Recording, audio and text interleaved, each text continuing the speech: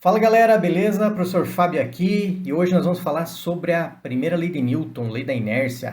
Olha, tá um frio danado aqui na minha cidade, até tive que colocar uma blusa, né? Mas eu queria chamar atenção para essa imagem aqui, ó. Esse prisma com a luz branca sendo decomposta, né? São as cores do arco-íris.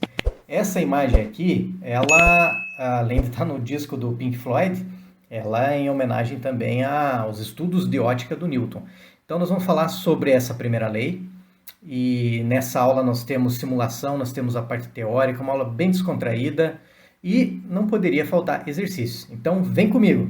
Galera, eu não vou aparecer aqui para vocês só para não poluir um pouco a imagem ali, tá? Então quando eu tiver alguma coisa assim mais específica para falar com vocês, eu vou aparecer. Então vamos lá. Queria falar com vocês duas questões. A primeira delas, o que acontece com o movimento de um corpo, e eu digo qualquer corpo, se ele estiver livre da ação de qualquer força? Então imagine um corpo, pode ser uma pessoa, pode ser um carro, pode ser uma bola, o que você quiser, e que não tenha nenhuma força, nenhuma ação atuando sobre ele. O que vai acontecer com o movimento desse corpo? E segundo, é necessário que exista uma força atuando sobre um corpo para que ele permaneça em movimento?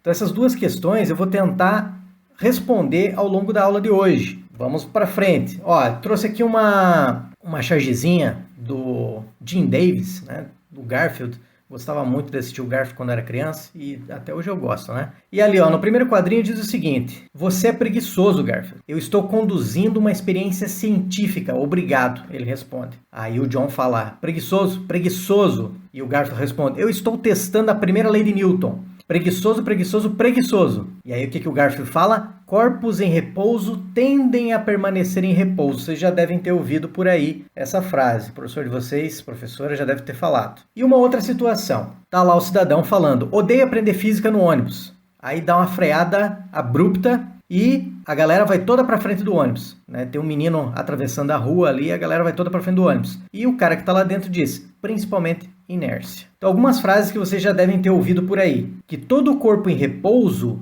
tende a permanecer em repouso até que algo mude o seu estado. Bem, nós precisamos pensar o seguinte: o que me diz, o que comprova que um corpo está em repouso? O que eu preciso primeiro pensar para depois dizer se um corpo está ou não em repouso?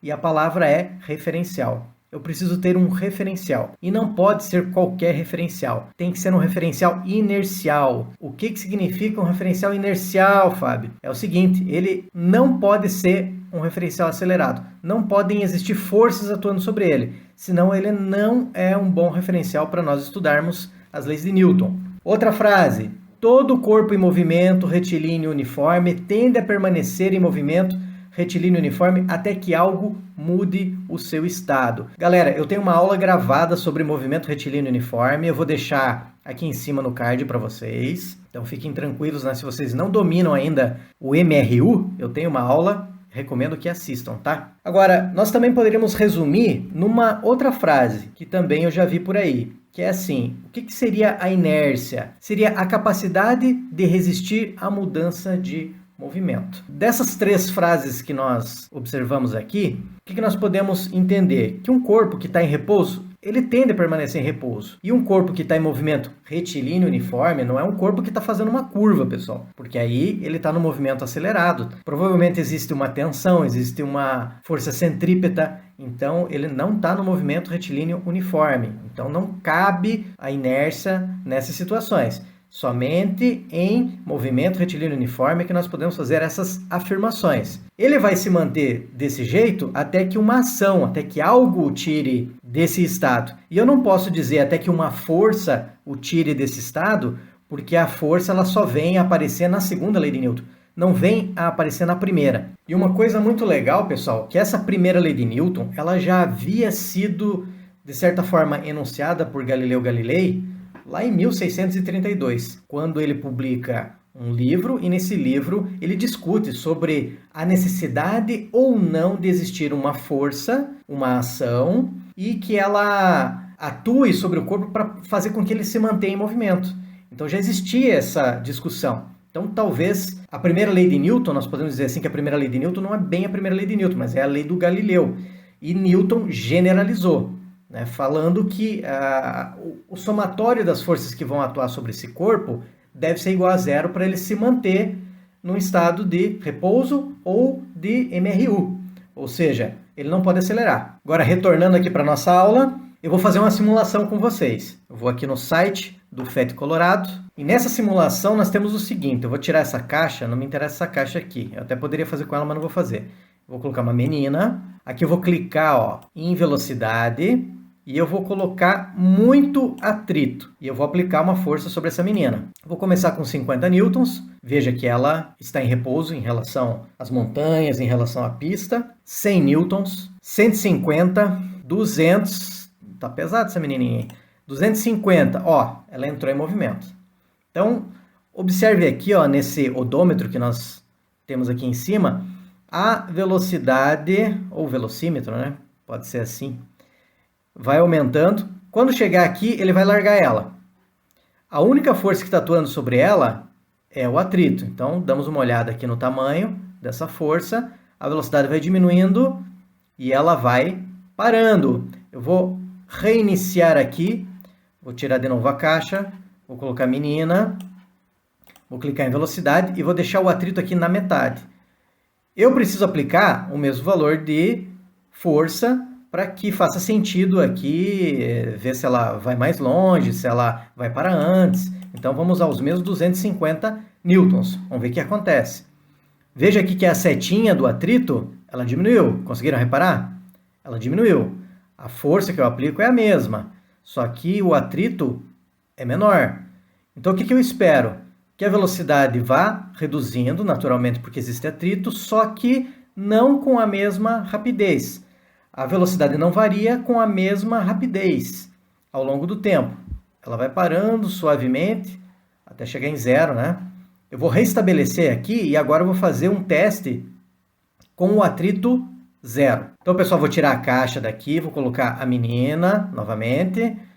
Vou colocar aqui a velocidade, o velocímetro, vou deixar o atrito zero. Perceba aqui que aparentemente é uma pista gelada, né, sobre o gelo. E eu vou aplicar o mesmo valor de força, 250 newtons, para fazer sentido, né? Veja que não aparece mais aquele vetorzinho, aquela setinha do atrito. E olha aqui o velocímetro, não está alterando também. O que isso significa para nós? Que a velocidade é constante, então eu tenho um movimento retilíneo uniforme. E quando que essa menina vai parar? Ela não vai parar, né? Não existe uma ação atuando sobre ela na direção do movimento, né, na horizontal. Eu poderia sim dizer que tem uma ação, que é o peso dela, e uma reação normal à superfície. Porém, não existe atrito e não tem nenhuma ação promovendo o movimento dela. Então, ela vai continuar assim indefinidamente. Se eu deixar aí, ela não sai mais desse movimento. Beleza? Vamos retornar para a aula agora? Então, algumas conclusões aqui da nossa simulação. Primeiro de tudo, apareceu aqui um símbolo meio esquisito para vocês aí que estão no ensino médio, meio esquisito, né? Para quem está no último ano, nos últimos anos aí do ensino fundamental também. Isso aqui é um sinal de soma. E ele significa o seguinte: o somatório de forças que atuam sobre o corpo é igual a zero. Uma outra forma de escrever a mesma coisa seria assim, que a força resultante, ou seja, todas as forças que atuam sobre o corpo, é zero. Sendo assim, nós podemos fazer uma representação. A menina, ela poderia ser representada como um bloco. Sobre ela está atuando o peso e uma reação normal à superfície. Nós estamos num plano horizontal. E neste caso aí, a normal equivale ao peso. Nem sempre a normal vai ser equivalente ao peso. Às vezes a normal pode ser menor, às vezes ela pode ser maior, às vezes ela pode ser, inclusive, nula. E terão casos ao longo das próximas aulas que eu vou falar sobre aplicações das leis de Newton. Aqui nós estamos fazendo um apanhado geral da primeira lei. Ali eu coloquei como sendo uma força daquele bonequinho para a direita e o atrito. Força de atrito, não é FET de gordo, tá, pessoal? É força de atrito, que inicialmente é estático, depois se torna dinâmico. Mas não precisa se preocupar com isso também, que vai ter aula sobre isso mais para frente. Só que todas essas forças, ao se somarem, elas vão ser equivalentes. Esse F, o FET ali, elas vão se anular. E o peso e a normal vão se equivaler, vão se equilibrar. Eu posso dizer que existe um equilíbrio de forças, no geral, e que o somatório dessas forças vai dar zero. Por isso o corpo ou está parado, como a menina estava inicialmente, ou ela vai permanecer em movimento, como foi no último caso, ela deslizando sobre o gelo. E casos gerais de redução do atrito. Eu posso mostrar para vocês aqui um trilho com colchão de ar que nós utilizamos em laboratório. Saem ar por furinhos aqui, então fazem com que o carrinho ele fique flutuando, então você reduz o atrito. Você vai ter apenas uma ação na horizontal, ou se estiver trabalhando num plano inclinado, enfim, a ação do peso, fazendo movimentar esse veículo. Ah, Fábio, mas então só tem caso em laboratório. Não, nós temos casos reais de redução do atrito. Aqui um acidente numa estrada qualquer aí, de algum lugar, a pista estava molhada e o veículo rodou. Poderia ter óleo na pista, também vai reduzir o atrito. Então, quando uma pista está molhada, a velocidade dos carros tem que diminuir, porque o atrito entre a borracha dos pneus e o asfalto, ou sei lá, se é uma pista de concreto, vai reduzir.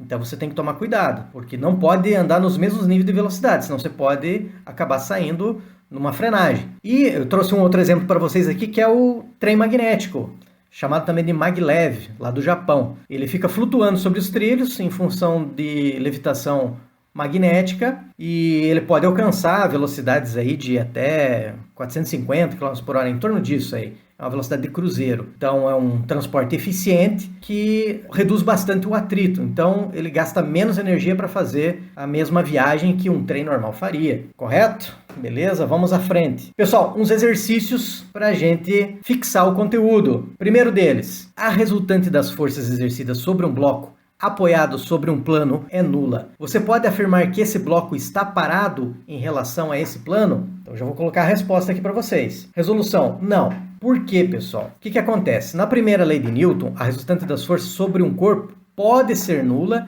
e esse corpo ele estaria em movimento retilíneo uniforme. Não necessariamente ele estaria em repouso. Ele pode estar com uma velocidade constante. E nós vimos isso na simulação. Galera, tem mais um exercício, só que antes desse exercício, eu quero dizer para vocês que nos links aqui abaixo na descrição, existem vários links aí de lista de exercício de Enem, vestibular, um e-book aí com 900 questões de físicas gerais que eu sugiro aí para vocês consultarem, né? Se puderem consultar, consultem, que é legal. Quem está querendo se aprofundar, é uma boa. Vamos voltar aqui para a nossa segunda questão, que é um de vestibular. Sobre um avião voando em linha reta com velocidade constante, pode afirmar que... Antes de resolver, pessoal, eu vou fazer uma rápida introdução aqui no movimento de um avião. Galera, sobre um avião, quais seriam as forças que vão atuar sobre ele? Então, imagine esse aqui o meu aviãozinho, né? Você tem, imagine que a Terra está aqui embaixo.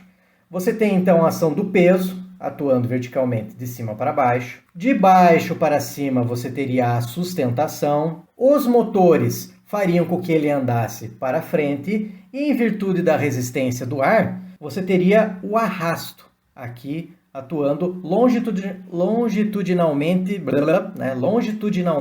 ao longo desse avião. Se esse avião estiver voando com velocidade constante, o que eu posso dizer dessas forças? Vamos lá para a questão. Então vamos analisar as alternativas, né? Repetindo ali, sobre um avião voando em linha reta com velocidade constante, pode-se afirmar que a força, letra A, de resistência do ar é nula. B, de sustentação das asas é maior que a força peso. C, a resultante é nula. D, de resistência do ar é o dobro da força de sustentação das asas. Ou E, da gravidade pode ser desprezada. Dessas aí, qual que vocês acham que é a correta, pessoal? Vou dar um segundo para vocês pensarem. Passou o segundo já. É a letra C. Veja, pessoal, se essas forças forem iguais em intensidade, mesma direção, só que sentidos contrários, ou seja, a sustentação for equivalente ao peso e a de arrasto for equivalente à tração, à força dos motores, então o somatório dessas forças vai dar zero. Então é possível que o avião esteja voando com velocidade constante. Ou então, se ele estivesse no solo, o somatório das forças também fosse igual a zero, a velocidade seria nula, tá? Como ele está no ar, voando com velocidade constante, eu admito que ele tem um movimento retilíneo uniforme, então a resultante de todas as forças é nula. Eu não posso dizer que a resistência do ar é nula. Nula nunca, só se ele estivesse no solo. De sustentação das asas é maior que o peso. Se a sustentação for maior que o peso, esse avião ele vai para cima. Se a resistência do ar fosse o dobro da força de sustentação das asas, veja, a resistência do ar ela está numa direção e a sustentação é em outra, são perpendiculares. Forças perpendiculares jamais vão se anular. Para ter anulação de forças, elas têm que estar na mesma direção. Fica uma dica para próximos exercícios que vocês forem fazer, pessoal. E da gravidade pode ser desprezada? Não, a força da gravidade vai atuar o tempo todo, nunca vai sumir. Assim como a aceleração da gravidade, nunca vai sumir, vai atuar o tempo todo. Galera, tem algumas redes sociais que eu estou aí, se vocês quiserem me seguir, fica o convite. E se esse conteúdo te ajudou de alguma forma, se inscreve no canal, ativa o sininho, compartilha e vem comigo aí porque tem muito conteúdo legal. Até a próxima, pessoal. Tchau!